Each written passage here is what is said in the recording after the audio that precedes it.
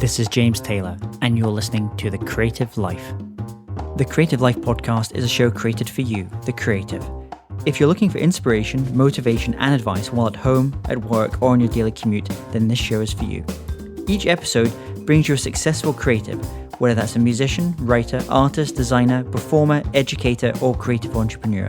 They share their journey, their successes, their failures, their creative process, their insights, and much, much more. In this episode, I speak with New York-based trombonist and member of the Metropolitan Opera Orchestra, Weston Sprott, and he talks to me about designing your practice routine as a musician. But actually what's fascinating about this interview is what he teaches can be used in any artistic pursuit. Enjoy this episode. Hey, it's James Taylor, and I'm excited to bring you our featured guest today. His name is Weston Sprott, and Weston is a New York-based trombonist and member of the Metropolitan Opera Orchestra since 2005, and is also filling the trombone seat at the Zurich Opera just now. He has worked with the Pennsylvania Ballet Orchestra, the Philadelphia Orchestra, New York's Philharmonic, Oslo Philharmonic, Atlanta Symphony, and Chamber Orchestra of Philadelphia. He's worked with a lot of incredible orchestras. Weston was featured in the documentary film A Wayfarer's Journey, Listening to Mahler, and also in the book Rhythm of the Game, the link between musical and athletic performance. He is currently on the faculty of Mannes College, Rutgers University, and Bard College. And Weston, it's a pleasure to have you on the show today. Thanks for having me. So share with our listeners what's going on in your world just now. Oh, boy. Well, I just got up here this morning here in New York, and today I have to get some practicing done before I head back to Switzerland. I go back to Zurich this evening. So I've been in New York for the last 2.5 weeks, basically catching up with all of my students and going to their recitals and giving lots of lessons and things like that. And I go back to work in Zurich tomorrow, and have to I'm getting ready for a recital in Vienna that I have next week, a residency of a lot of teaching and then a recital next week. So that's what's immediately in front of me. And so your stints going over to Zurich, I mean, how long do you tend to kind of go over any one particular period? Or are you going over for a week, coming back? Is it really kind of a lot of going back and forth? Or do you try to kind of block out particular periods of time that you're there? Well, I agreed to play with them for the first half of their season. So I've been playing since the beginning of September, and I'm going to go through the beginning of January. So this has really been basically a 4-month run there. I managed to get a couple of weeks off here and 1 week off later because I just got married this summer, and my wife wouldn't have appreciated if I just left for 4 consecutive months and never came back. So they agreed to work that out with me. Well, you'll have to obviously spend a bit of time in Lucerne to make it up in the beautiful kind of lakes that they have over in Switzerland as well. That's right. We went to Mount Pilatus together there just a few weeks ago, so it was great. Oh, so you'll be able to talk about the differences between kind of the working kind of culture in different orchestras in Europe, in mainland Europe, which is probably different from, say, the UK, the way the orchestras work in mainland Europe, as opposed to what exists in the United States and North Sure. America. What are some of the big differences about being a orchestral player in the US v doing the orchestra, having those orchestral seats in European orchestras? Wow, that's a really big question, because there are so many different directions you could go with that. From an artistic standpoint, I'd say, for example, playing at the Metropolitan Opera, our house has almost 4,000 seats, whereas the Zurich Opera House has about 1,000 seats. So right there, that's a significant difference in the way you have to approach your craft, because the general dynamic in the style that you're trying to play has to change. When you go to see an opera in Zurich, it's almost, if you're sitting in the audience, it almost has the feeling of seeing a chamber concert or something. It's very intimate and much smaller scale, and everyone feels a little bit closer to the stage. And when you see something at the Met, it's much more grand and really, really big. It's a huge house, and that changes the way you have to approach your instrument when you play there. We're always much more concerned in Zurich about covering the singers with our dynamic, and the way that we shape things and the lengths of notes are different. So I think that's one difference, is that halls in the United States tend to be quite a bit larger. If you go to Carnegie Hall versus going to somewhere like the Musikverein in Vienna, those are two completely different types of spaces, not only acoustically, but just in sheer size.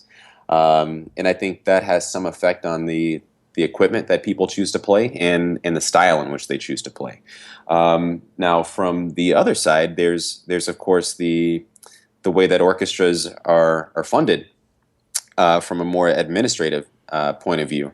And I've had the privilege, I guess you would say, of being on the committee at the Metropolitan Opera Orchestra and seeing the orchestra recently through some very contentious negotiations and things like that. And of course, when I got to Zurich, one of the conversations people on the committee there wanted to have was, "Hey, we want to know what kind of things you work on with the committee at the Met." And it's a very different conversation because the orchestras in Switzerland are funded very, very generously by the government. And as a result of that, their concerns with financial stability are much different than ours. Whereas every handful of years, every American orchestra is having a debate about salaries and benefits and all of these different things. There, those things are much more settled and assured. So Yeah. it's almost like we're coming from completely different angles on that. And what about in terms of the pace of work in the different systems? So, because the other thing I often hear, especially about UK orchestras, whether it's the symphony here or some of the big orchestras here, is that they have to work really, really hard, really long hours, and where that would never be accepted by, say, German orchestras or American. Or I had someone on the other day from the LA Phil as well, and he mentioned this about how a lot of it's very different in terms of the pace of work, depending on where you are. I think it's not so much just comparing America to Europe or the UK to Germany or things like that. I think every orchestra is very individual in the demands, and I think the Metropolitan Opera is a true outlier in that regard. I've never seen a place with a schedule as intense as the Metropolitan Opera, and I will say that the Zurich Opera schedule has a lot of. It's a challenging schedule as well. I mean, I've only been there a few months, and we've done Elektra and Wozzeck and recorded Bruckner 8 and done a tour of Tchaikovsky 6 and Falstaff. I mean, they're doing a lot of difficult music. But even still, I think the pace of the schedule pales in comparison to what happens at the Met because the place is just so busy. So I mean, the Met is performing at least 4 different operas every week and usually rehearsing 2 others. And then, of course, members at the Met are also doing a lot of teaching and things. It's really, the schedule of the Met is very reflective of the pace of New York City. Yeah, it reflects the city almost. All the time. Yeah, that's really interesting. It is what it is. So let's take us back. How did you first start learning music and learning kind of trombone? At what point did you say, okay, this is what I want to do. I want to become a professional musician? I grew up in a suburb of Houston, Texas, and down there, music education is a really big thing, I believe, largely because American football, is a big thing. So it helps to support marching bands in this huge culture of musical competition. So I started playing the trombone when I was in 6th grade. That's when most students there start. That's about 10 years old for me. I was a young 6th grader, 10 going on 11. And my dad had played trombone until he was in the 9th grade, and he told me it was a really cool instrument and that I should try it. So I decided to do that. And I've just always enjoyed practicing. My parents never had to tell me to practice or set a schedule for me. I would just play all day because there was something that I really found joyful about making a sound. And some guy came to our band hall one day. One of these these guests came to our school. And he told the students, he said, at some point soon, all of you are going to go to college and you're going to have to make decisions about what you want to do with your life. And I would recommend that you try to find something that you really, really love to do and that you would do for free, and then just try to find a way to make money doing that. And I thought, well, that sounds pretty good. And right around 10th grade, it kind of clicked for me. And I thought, man, if I could do this every day, that wouldn't be so bad. So that's when I kind of committed to that direction of deciding I wanted to become a professional musician around 15, 16 years old. And then what was the step from there? What was the kind of college you ended up going to, and how did you kind of progress from going to music college to then kind of getting into the world of being an actual professional player?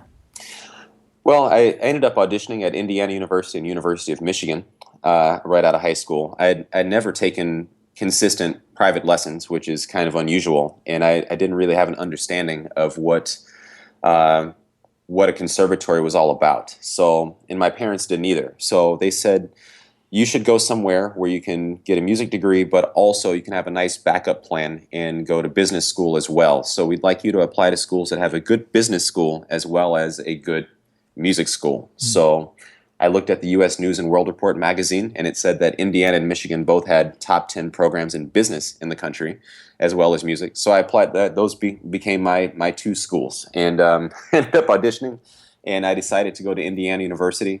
And because my love for music was much greater than business, without telling my parents, I dropped the business part of my degree on the second day of school, and told them about it 3 months later. Great. I transferred to the Curtis Institute of Music Yeah. 2 years later and finished my degree there. And just by good fortune or luck or hard work or whatever you want to call it, I won the audition at the Met on my last day of school. I mean, what an awesome story. And how important is, especially now as you're an orchestral player as well, which is maybe different. I had a guest on just the other week, Jason Vio, who's a teacher at Curtis, just won the Grammy for Best Classical Guitar Recording. Wow. Okay. And, in his case, he's under a lot of pressure all the time because he's a soloist. And he's out there and there's a certain type of thing. So you kind of went in there really wanting to be a more orchestral player. Did that kind of track its roots back to those kind of days, when you were in Texas, where you were talking about the kind of bands, with the kind of college sports and everything, where it does feel much more like a collegiate atmosphere and playing in that sense. It's a band of brothers, a band of sisters who are playing together. I think there's some of that, but the fact of the matter is that if you're trying to make your full-time living as a trombone soloist, you might have a difficult life. But it is possible. I mean, there are soloist trombone players out there. It has been done, but of course, playing in an orchestra, first of all, I love orchestral repertoire. I love the music. I grew up listening to Tchaikovsky and Mahler and Bruckner, Brahms, and all this great music. So I've always had an affinity for wanting to play in an orchestra. But also, I find that at least as a trombonist, the best route to having a great career, I think, is to join a really great orchestra, because one of the natures of our business is to the victor goes the spoils. So if you, maybe that's not always fair, but if you manage to win one of these fantastic positions with the Metropolitan Opera or Chicago or Berlin or something like that, then that means that you're also then afforded the opportunity to play solo recitals and chamber music with great musicians and maybe teach at some places that have a decent reputation. So, I always had the feeling that if only, I have a lot of things that I like to do, but if only I could get one of these really good positions, then that would kind of open the doors to allow me to do all the other things that I want to do as well. Yeah. So one of the things that I think a lot of non-classical players are really interested in is the kind of practice routines and regimes of classical players, because I mean, you classical players, you seem to have it down when it comes to practice and really structuring and thinking about your practice, how you structure your practice time. So talk to us, well, first of all, I mean, what does the first hour of your day look like? Does it involve playing? And then when you actually come to do the practice, your kind of daily practice, what does that kind of consist of? How do you break that time up? I usually, in an ideal world, I try to practice 4 hours a day. And the rule I have for myself and for my students, I've told them, is you need to practice 4 hours a day, but any time that you practice before noon counts as time and a half.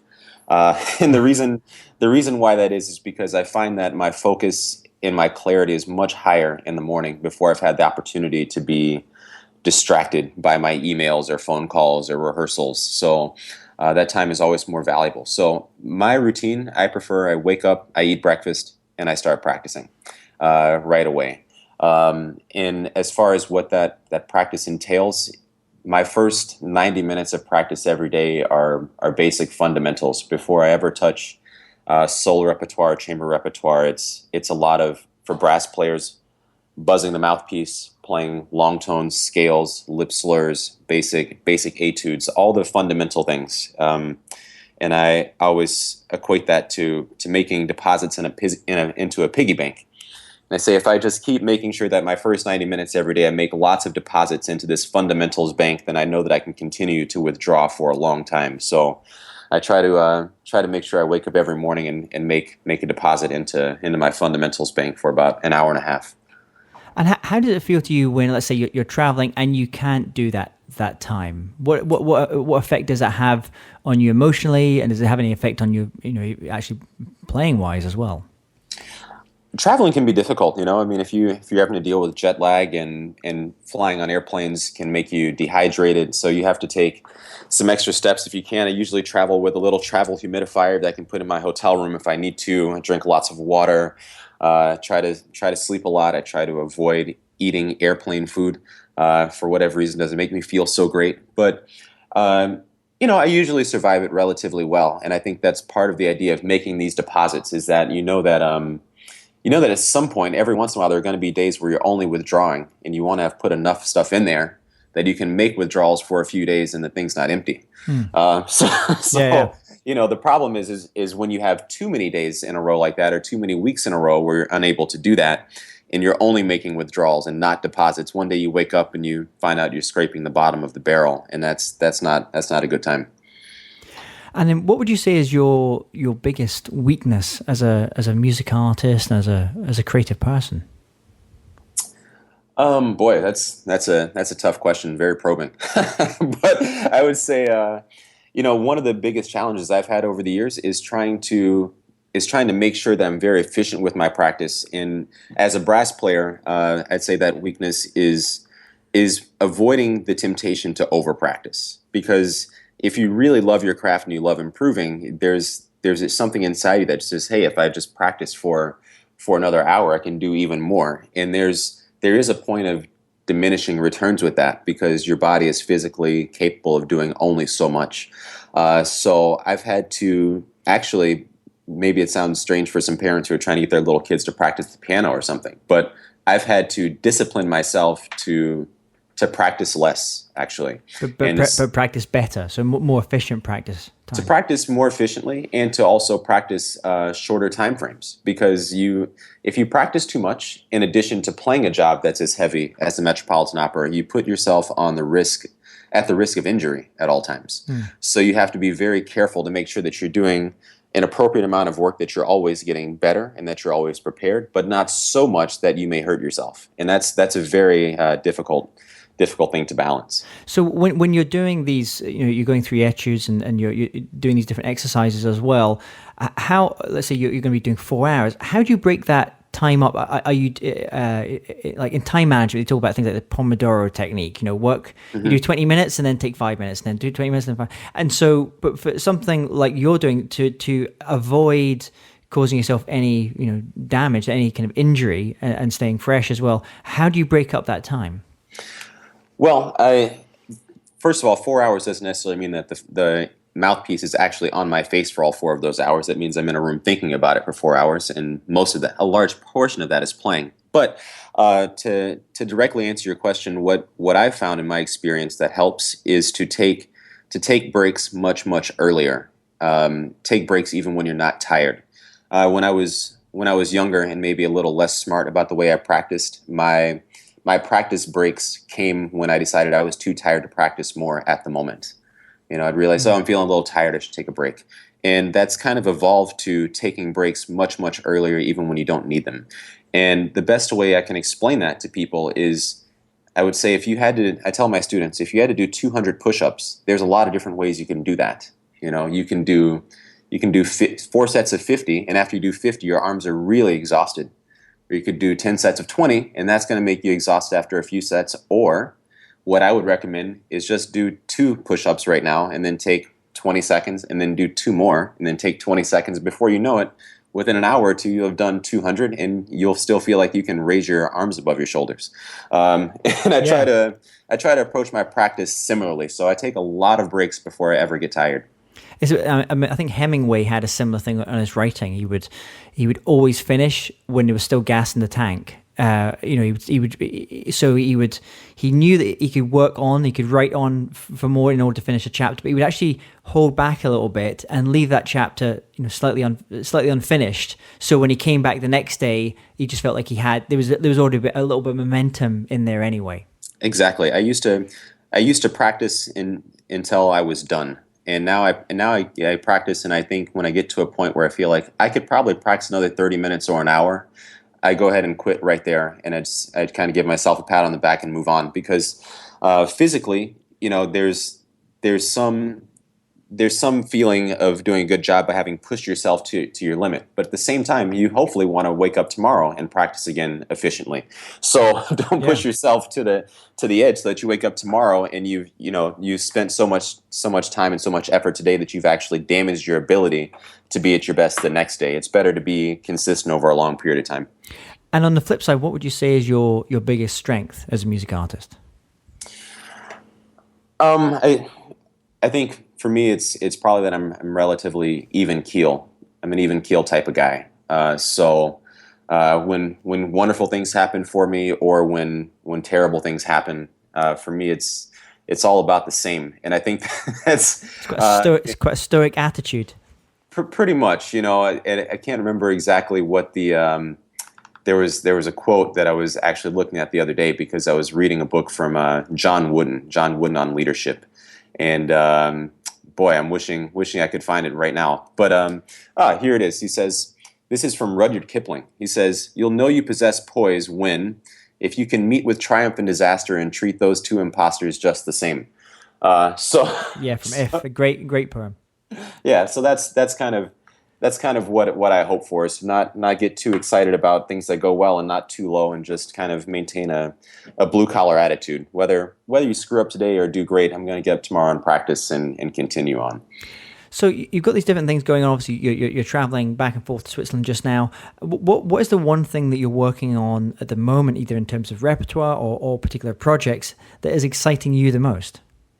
Like I said, I have this recital in Vienna next week, so that's fun. But what I think is even more exciting than that is I really like to read, and I like to write and do kind of blog postings and articles and things like that. And a lot of people have told me they've enjoyed reading those things. And I've actually been so busy over the last couple of years, my writing has really slowed down a lot. So what I've done, or what I started doing a few days ago, is just basically compiling a list of all the blog topics that I would like to write about, because I have so much on my mind and so many books that I've read and highlighted these things and thought, oh, this would be really something great to write about, and then ask people what they think about it. So I've compiled 40 blog topics so far, and I'm hoping to get to 100, and then at least.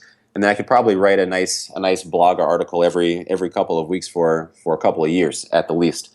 Or a few years, and that would be very meaniful for me. Oh, and what kind of subject areas are they? Is it all really going to be about the trombone playing, or is it about music, or are you going to be going into other areas? I think it's going to be a little bit about everything. I mean, some things will be about trombone, or about just how to improve yourself as a musician, because I like to read a lot of self-improvement books. Some things will be about leadership. Some things will be about how to deal with other people. Some things about philanthropy, what it means to help others, things like that. So my goal is just to get the ball rolling, and then we'll see what happens. But I'm sure my goal is definitely not for it to be very narrow in scope. I mean, it'll probably start that way, and hopefully it'll expand. And I can't remember, we had one of our guests on recently, and I think it was actually one of the classical players, and I can't remember who it was, and we were talking about other writers, other books, especially around this kind of self-development area, and he'd actually mentioned, I think it was The Inner Game of Golf, strangely enough. Yeah, those inner game books are good. Yeah, and he just actually said the Inner Game of Golf one is, as a musician, is actually, he found more interesting than the Inner Game of, I think they did one on music, but he said he actually preferred the Inner Game of Golf one, because he could more readily apply it to what he was doing. And then there was someone else that was mentioned as part of that conversation, who I think is a former classical player as well, who has a great blog, and the name has escaped me now as well, who really kind of looks into this idea of performance technique. Sure. The name is, you may already know who I'm talking about just now, but someone that's become quite well known in terms of blogging, especially around how to get like peak performance when it comes to. Oh, maybe it's Noah Kageyama. Maybe that's the one. That's it. That's I couldn't remember. And I couldn't remember the name of the blog for it as well. Sure. Yeah. Bulletproof Musician. He's very good. Yeah. I read his stuff all the time. Yeah. So that's great. So you've got this kind of strength of being quite even keeled and everything as well. But obviously with your teaching, you're teaching at Man's College and Rutgers University in Bard. You obviously have a passion about passing this on to the next generation of players as well. At what point in your career did you sense that actually teaching was something you really wanted to do as well? did it from the beginning, actually. I started teaching my first lessons before I started taking lessons. I know that may sound strange, but when I was in junior high and high school, I never really had a consistent lesson teacher. I just basically followed the instructions of the band director. But I remember taking some auditions for, our all-region and all-state band, this competitive, high school stuff. And a couple of the kids who were competing with me, who were a year or two younger, said, "Man, I really like the way you play. Could I come and take a lesson with you?"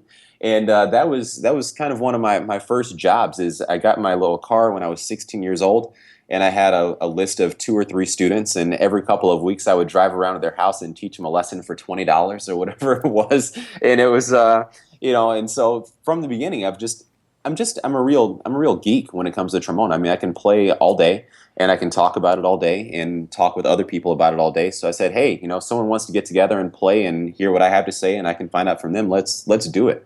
And once I started taking lessons regularly, I have all of my teachers have been fantastic. They've all been really, really great people and great teachers, and I really admired the willingness they had, or I should say, actually, the eagerness that they had to teach me. It wasn't drudgery for them. They wanted to do it, and I thought, boy, I'd really love to be able to do that for other people, or to be able to help other people, because not everyone has positive stories about their teachers, and I think I was very fortunate to be one of those people.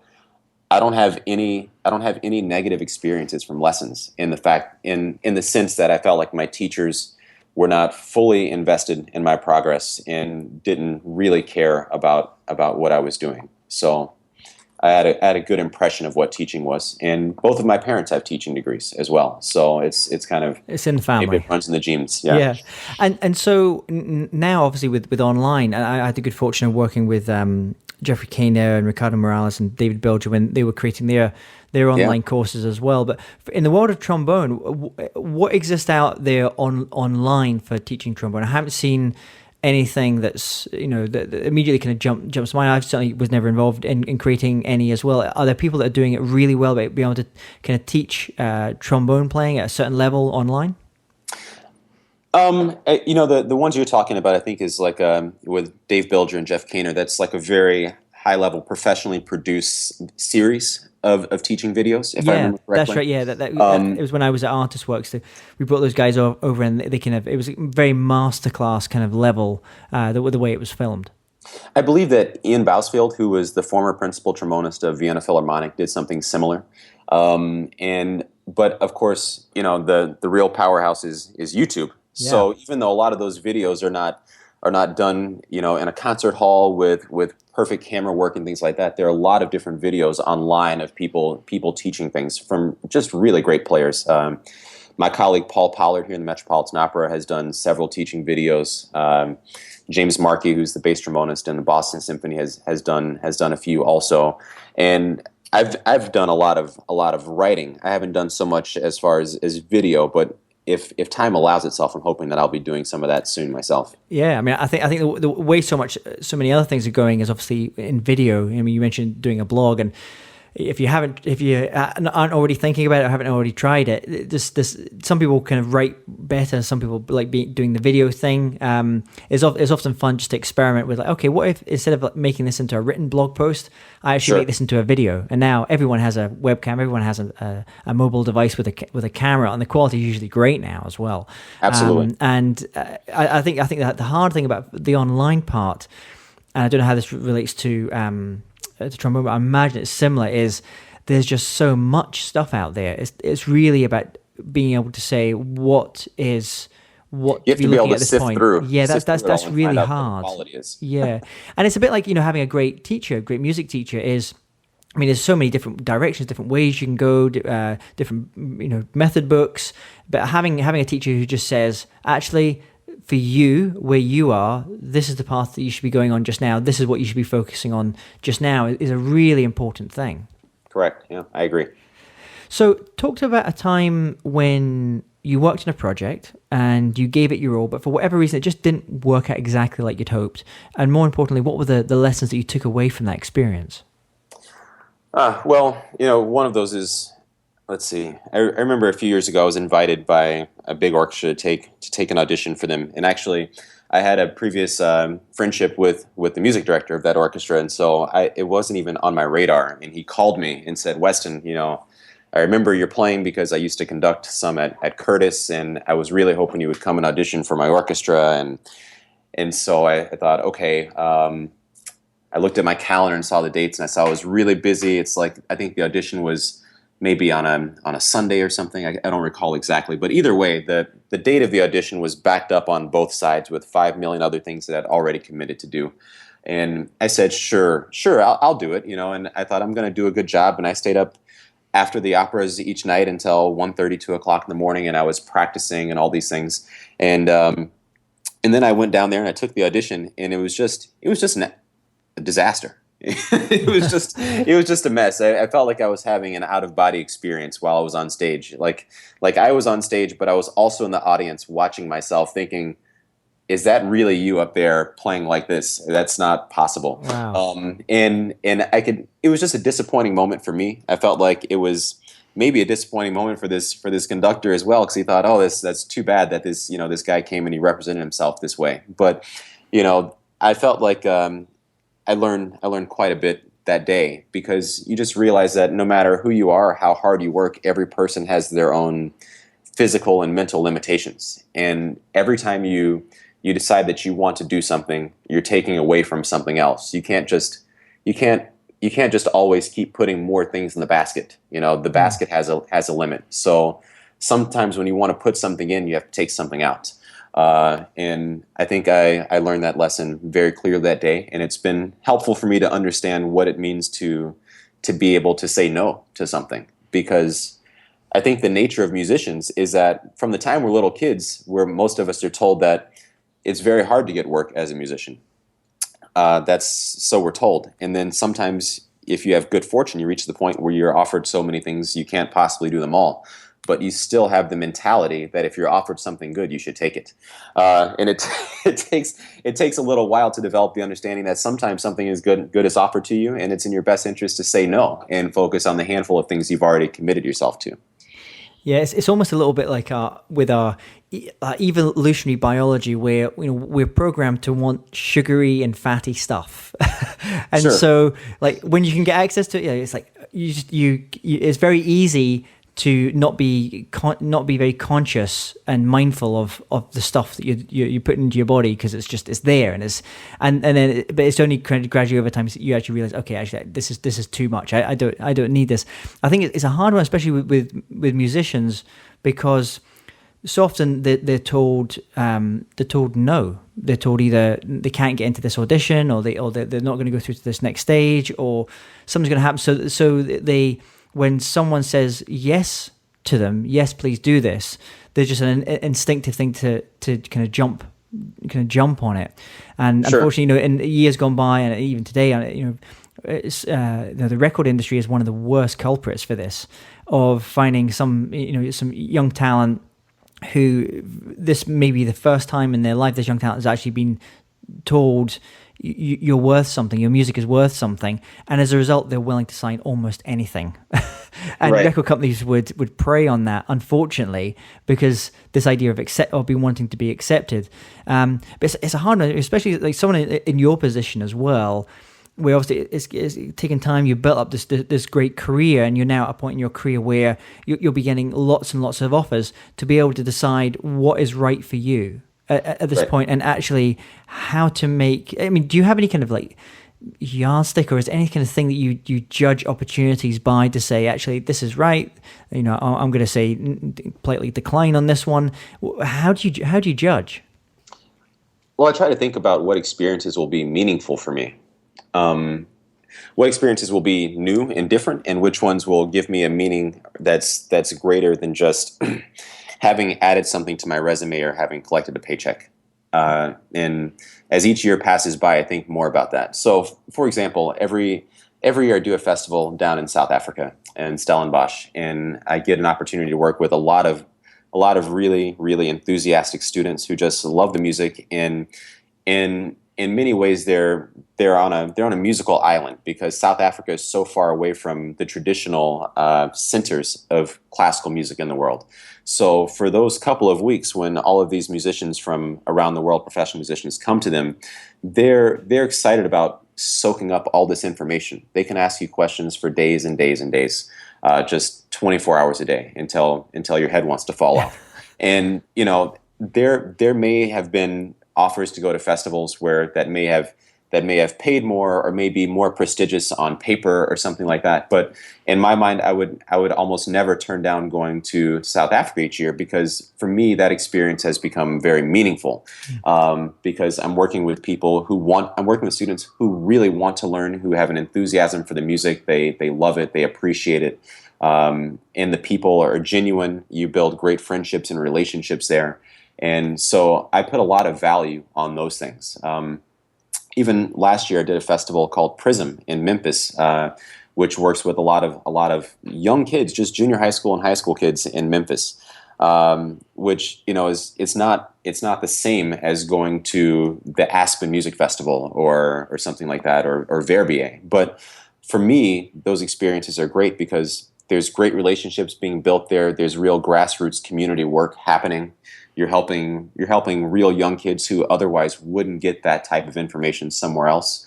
And so I try to look for things like that. So, a lot of times there'll be a festival like that and they'll say, hey, we would, wow, we'd really love for you to be able to come, or would you even be interested in coming? Because, we're a small budget place and we're working with junior high school kids. And I said, hey, look, you don't have to explain all that. I love doing stuff like that.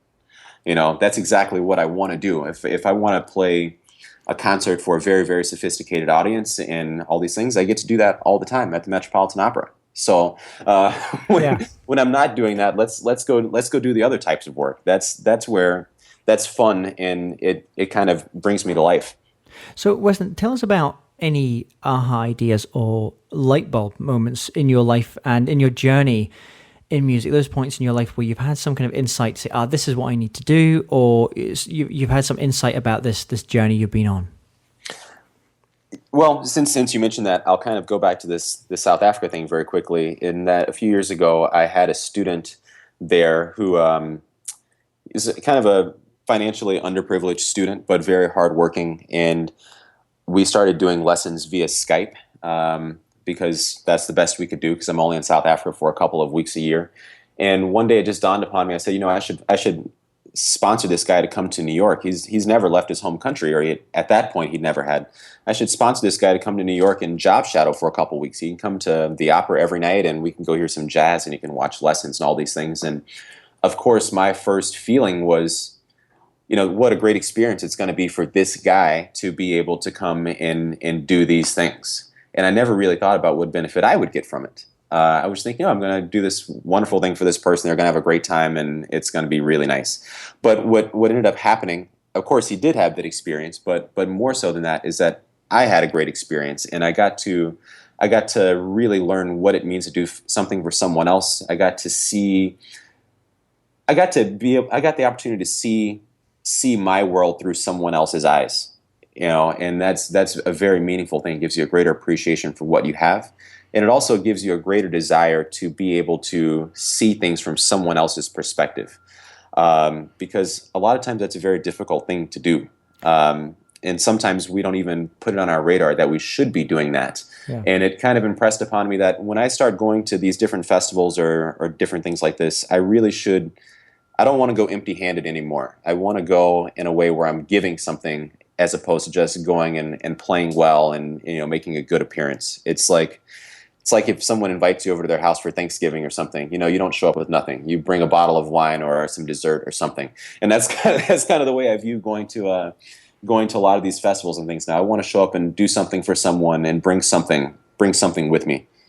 I mean, and that's great. I mean, it seems to be that you're playing at one of the greatest orchestras in the world, I would imagine though a lot of the audience are going to be obviously very, very privileged to be able financially to be able to afford to kind of go there. They may be working in finance in New York, and so I mean a lot of the people who are even maybe your fellow musicians in the orchestra, they've maybe come from positions where they've been able to afford to go to college and make some of those choices as well. How does, especially in relation to kind of classical music, how does it bridge the gap between younger folks that are just coming through that may even have not had experienced the power of that sense of being next to an orchestra, or sitting watching an orchestra, that both the sound and also the physical thing that you get from it. How do you bridge that gap? How do you bring new generations of players into it so that they get that same buzz and that same feeling both from listening and playing that obviously you do? I think that question is what's going to determine how successfully classical music survives over the next 100 years. And I think a lot of people are trying to answer that question. I'm not sure that all of the right people are involved in answering those questions at the moment. That's to be determined also. But as far as bridging that gap, it's a matter of taking the music to the people. And I have a few friends here in the United States that are doing great things. I have a friend named Stanford Thompson who runs a program called Play on Philly, and he's got, I think, about 400 inner city kids who are all doing music 5 days a week, 3 hours a day after school. I have another friend named Dantes Rameau who runs a program called the Atlanta Music Project. It's very similar. And I think what makes kids fall in love with music for the first time is the opportunity to play an instrument. That's why I fell in love with it, because there's something that's just a lot of fun, enjoyable about having an instrument in your hand and making a sound. That's why American kids love basketball and baseball and football, because when you turn 5 years old and when you can first learn to walk, one of your parents puts a basketball in your hand, or a football or a baseball bat or something. And if we turn our culture away from thinking every kid when they're young deserves to have an instrument put in their hand and given an opportunity to fall in love with music, then we're going to be lost. Kids don't fall in love with a sport. I don't think most kids fall in love with soccer because they get to go to a soccer game or because they watch it on television. It's because they actually played the game once. And then when they do that, they have a greater appreciation when they go and see the game, because they realize the level that these people are operating on is really aspirational. So as far as bridging the gap, we have to find a way to deepen our understanding for the need for music education, and we have to fund it, and we got to put instruments in kids' hands. And if we don't do that, I think we're going to have some serious problems. I think we're already beginning to see those problems, but they're going to get worse if we don't take advantage of that immediately. Yeah, it's I mean, obviously, gone are the days where lots of young kids wanted to be musicians. That was kind of what they do. You hear a lot of people now that they want to be involved in computer games design, or they want to be involved in they want to be a YouTube celebrity, whatever that means as well. So it feels like there's been there's a disconnection kind of going on just now. And I agree. Our schools and our collective governments, it's the same here, and unfortunately here in Europe, we've usually been pretty good at this stuff, and we're slightly kind of going back the way, especially when it comes to kind of K-12 levels. But there is definitely glimmers there's a hope. Everything from you see the LC Stemmer. Exactly. Stuff happening. So there's great things going there, and so there's reason to be optimistic, but I suppose we can't be complacent about it as well. I think those programs are great, and I'm glad that they're there, and I'm also in a way sad that they're there, because that means that there's a need for them. If there was public music education in every school in Philadelphia, like there should be, then there wouldn't be a need for Play on Philly. And I applaud my friend Stanford Thompson for taking the initiative to fill that gap. But the sad thing is that gap is even there. Yeah. So we'll see. Yeah, I was just on an island recently for a music event that was happening. Is in the very far north of the UK. It's called Shetland, the Shetland Islands. Beautiful part of the world.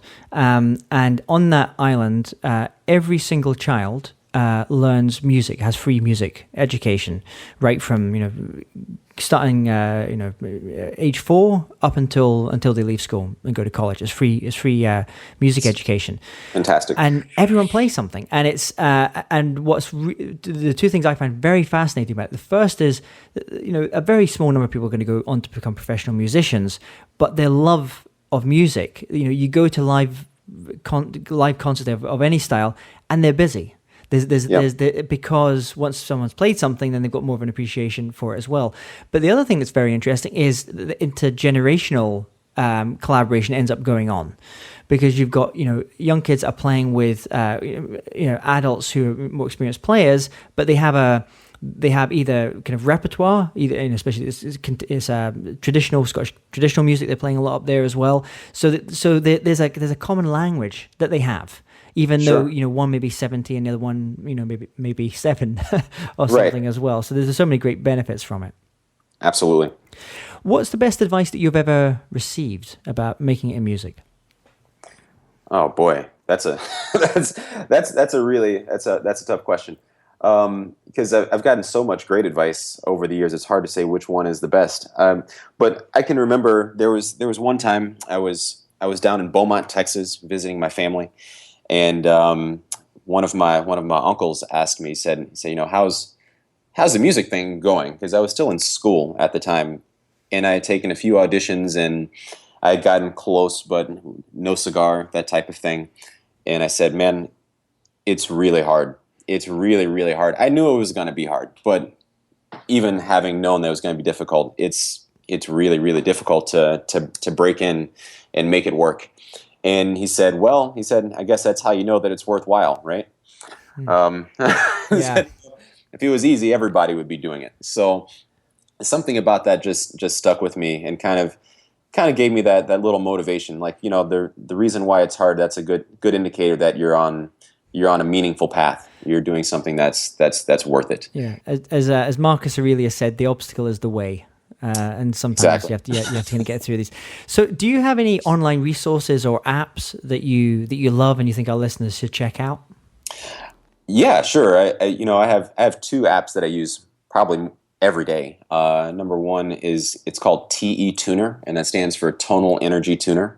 Maybe you've heard of that before, but it's an app. It's got a tuner on it. It does a lot of drones. It does tone analysis. It can you can record yourself with it. It's kind of a one size fits, has a metronome.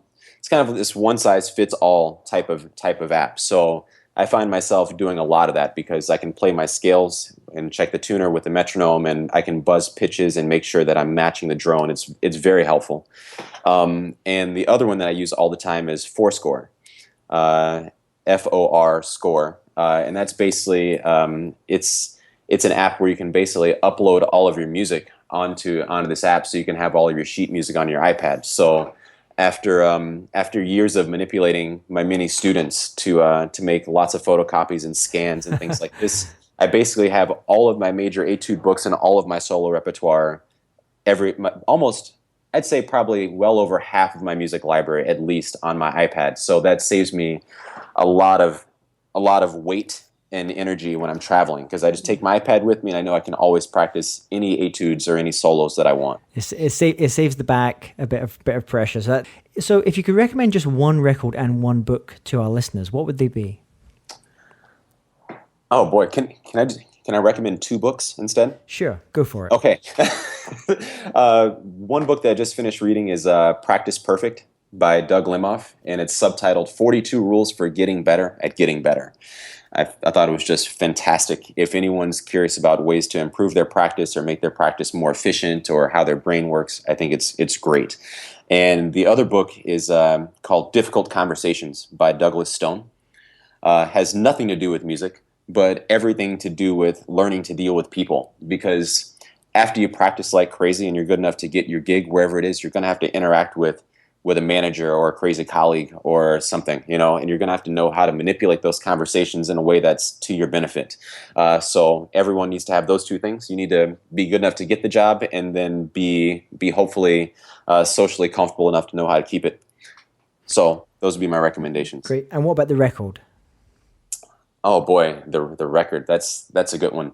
Oh, you know what? I'd say the maybe it's a DVD now. Actually, the Metropolitan Opera did a performance that's just been recently released of Parsifal with conductor Daniela Gatti, and I believe the cast was Renee Papa, Jonas Kaufman, Peter Mattei. It was incredible. That's got to be one of the absolute musical highlights of my entire life. It was an amazing run of performances, and they got it on record. So if you enjoy it, that type of music, you should go get it, because I don't think you'll hear a better Parsifal for the rest of your life. Great. We'll put this in the show notes. So final question. Imagine if you woke up tomorrow morning and had to start from scratch. So all you have is your trombone and the knowledge and the chops you've acquired over these years in music. But you have no contacts. What would you do to restart things? First thing I'd probably do is practice, because when you're at a certain point, you're starting to learn to unwind all these bad habits that you've created over the years. But if you get to start from scratch, like you said, that means you haven't ingrained all those bad habits yet. So you get to apply everything on a clean palette. So that would be nice. The other thing I'd probably do is I'd probably go back to school. I'm not sure if it would be music school, but maybe I'd actually go back and get that business degree that my parents told me I should have gotten. Because I think when you're a kid, when you're 17, 18 years old, anything that's not about playing your instrument and helping you get the most immediate job in front of you appears to be a distraction, not so much a supplement. And I think as I've gotten a little bit older, I find myself now reading all these different things because I wish that I had been a little bit more open-minded when I was younger. I'm trying to catch up. So that's probably what I'd do. Great. And share with listeners the best way they can connect with you and learn more about what you're up to. I have a Facebook fan page, so I'm always updating that. You can just search Weston Sprott on Facebook, and I also have a website, so www.westonsprott.com usually has some updates also. Well, Weston, thank you so much for coming on the show and being our guest. Great conversation, great to hear about your life and your journey in music, and I look forward to catching you in concert sometime. Absolutely, thanks for having me, that was fun. Hey, James Taylor here again. And if you're interested in living a more creative life, then I'd love to invite you to join me as I share some of the most successful strategies and techniques that high-performing creatives use. I put them all together in a free downloadable ebook that you can get by going to jamestaylor.me. That's jamestaylor.me to get your free downloadable ebook on creativity.